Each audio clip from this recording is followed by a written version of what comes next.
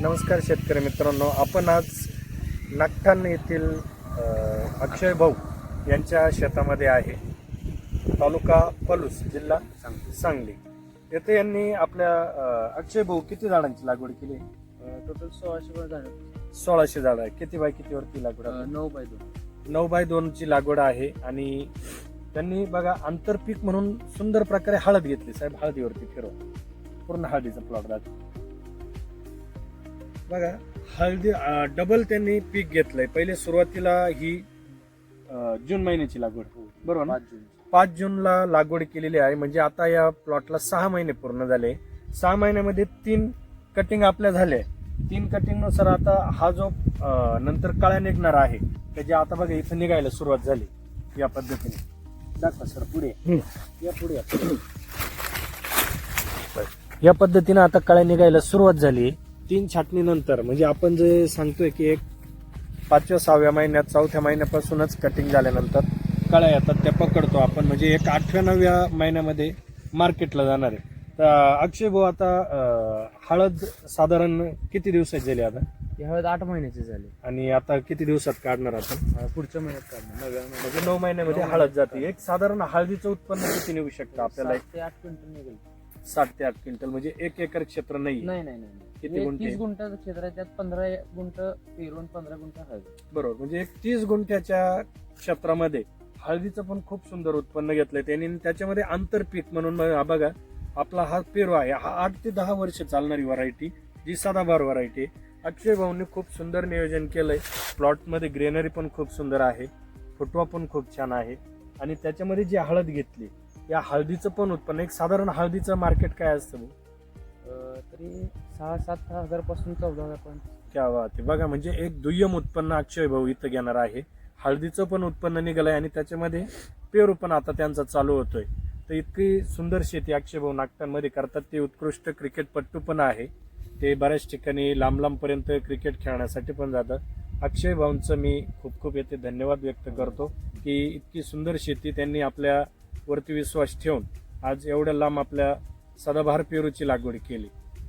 बघा अक्षय भाऊ, आपण ही जी लागवड केली आणि आजूबाजूला सगळीकडे ऊस दिसतोय तुमच्या, मग तुम्हाला काय ही शेती करावं वाटली?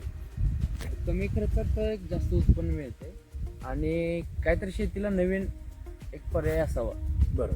म्हणून एक पेरू शेती बघितली. त्यात तैवान पिंकचं बघितलं, त्यानंतर व्हीएनआरचं बघितलं. मग सर काका जे आहेत त्यांच्या मार्गदर्शनाखाली मी जर 2 वेळा तिथं जाऊन आलेलो. बरं. त्यांनी पण मार्गदर्शन मला चांगलं केलं. त्याच्यामुळे हा पेरू लावायला म्हणजे बघा एक ऊसाचं जर क्षेत्र बघितलं आपण, आधी तुम्ही ऊस केलाच आहे, बरोबर. एक साधारण ऊसाच्या क्षेत्रामध्ये एका एकराला किती खर्च येतो? तरी एका एकराला नाही म्हणलं 50 ते 60 हजार रुपये नॉर्मली जातो. 50-60 हजार रुपये कमीत कमी. एक 70-75 पर्यंत पण जातो. मिनिमम 60 हजार रुपये खर्च जातो. आणि एक आपला जो ऊस आहे किती महिन्याने मार्केटला जातो? किती? टोटल 3 वर्षात 2 पिकं जातात. म्हणजे एक 16-17 महिन्यामध्ये एक पीक जात आहे आपलं, बरोबर. मग एका एकरातून किती टनेज काढू शकतो आपण ऊसाचं उत्पन्न? नॉर्मली 50 ते 60 हजार जर खर्च केला तर लय झालं तर 1 टन ते 1.5 टन आपण उतारा पडतो. म्हणजे एक 60 टनापर्यंत, 40 टनापासून 60 टनापर्यंत. बरोबर. आणि आपला कारखान्याचा काय दर देता आपल्या ऊसाला? मागच्या वर्षी तर 3300 ते 3400 रुपये दर होता. बरोबर. 3,000 पासून 3,500 3300-3400चा दर असतो, बरोबर. म्हणजे एक 60 टन जर तुम्ही माल काढला आणि 3,000 रुपयांनी जर विकला तर 1,80,000 रुपये येत आहे. वरचे 60-70 हजार रुपये तुमचा खर्च झाला. म्हणजे 1 लाख रुपये आपल्याला पदरात पडले. ते बी किती महिन्यानंतर? ते पण 16 ते 18 महिन्यानंतर पडताय. बरं, कारखान्याला ऊस गेल्यानंतर किती दिवसांनी पैसे भेटतात? 15 दिवसांनी.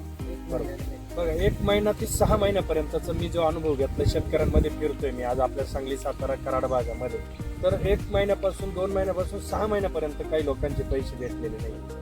ही सत्य परिस्थिती आहे. बघा 3 वर्षामध्ये जर 2 पिकं जात आहे, 1-1 लाख रुपये जर तुम्हाला भेटले तर एका वर्षाला उत्पन्न किती म्हणायचं मग ऊसापासून? म्हणलं तर 30-40 हजार रुपये बसते. बरोबर, म्हणजे एक 40-50-60 हजार रुपये हो, फक्त फक्त आपल्याला ऊसाचं क्षेत्र लागवड केली तर उत्पन्न निघतंय. आणि तुम्ही जो निर्णय घेतलाय आता, हा बघा, हळदीचे पैसे तुम्हाला होऊन जाणार आहे. हो. त्याच्यासोबत आता पेरू निघतोय. बघा, टनेजने उत्पन्न घ्यायचं काम आपले 30 गुंठ्यामध्ये किती झाडं लागले आपले? 1600 झाडं लागले. बघा, 1600 झाडांपासून एक झाड मिनिमम आपल्याला देतंय 20 किलो पेरू एका वर्षाला. म्हणजे एक 25-30 टन जरी माल निघाला आणि मिनिमम रेटने तो 20 रुपयांनी जरी विकला मार्केटमध्ये, तरी एक 5-6 लाख रुपये आपण पेरू मधून घेतोय. 15 रुपये त्याच्या आत जरी पेरू विकला तरी एक 4-5 लाखापर्यंत. म्हणजे नक्कीच इतर जी शेती करतोय आपण, जी पारंपरिक, बरं याच्यामध्ये आता परत तुम्हाला रोटावेटर, नांगरटी कधी करायची गरज आहे का? आता नाही. मुळीच गरज नाही. म्हणजे पुढच्या कित्येक वर्ष तुमची हा सगळा खर्च वाचलेला आहे. म्हणजे ह्या पद्धतीने तुम्ही जो निर्णय घेतला हा किती योग्य आहे, किती सार्थ आहे, हे आपल्याला शेतकऱ्यांना सांगायचं आहे. की जी ऊसाच्या शेतीमध्ये अटकून पडलोय आपण, ठीक आहे थोडं काम आहे, पण सगळा तास कशासाठी चाललाय? पैसा कमावण्यासाठी. सगळी धडपड आज धावधाव चालली पैशासाठी. मग आपण एवढे मोठे क्षेत्र, ज्याला नको तितकं पाणी घालतोय ऊसाला, पूर्ण जमिनी आपण शारपट करून टाकले. पहिले ऊस बनायचा असा हातासारखा, मनगटासारखा, आता ऊस बनताय असे अंगठ्यासारखे किंवा खूपच साईज त्याची नाही. याचं कारण असं आहे का आपण आपल्या शेतीचा पूर्ण पोत संपवून टाकलाय. पूर्ण शेतीच्या ऊसाच्या शेतीने पूर्ण कस काढून घेतलाय जमिनीचा, आणि त्याला दे पाणी देऊन पूर्ण भुरकट शारपट करून टाकलंय जमीन, त्याच्या नापीक होत चाललंय. म्हणजे हा तुम्ही जो निर्णय घेतलाय आज या सांगली जिल्ह्यामध्ये, एक सुंदर आदर्श आहे तुमच्या स्वरूपामध्ये, का जे तुम्ही या पिकाची लागवड केली, त्यामध्ये आंतरपीक घेताय, कष्ट पण खूप सुंदर करताय तुम्ही. तर एक तुमच्यासाठी मी पुढील कार्यासाठी खूप खूप शुभेच्छा देतो आणि तुमचे धन्यवाद मानतो. धन्यवाद. तो यारा हो तैयार ये जग है रण तेरा. तो यारा हो तैयार ये जग है रण तेरा.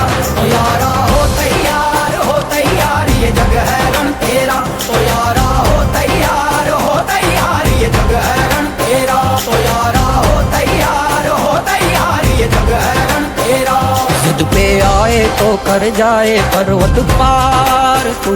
जिद पे आए तो कर जाए पर्वत पार.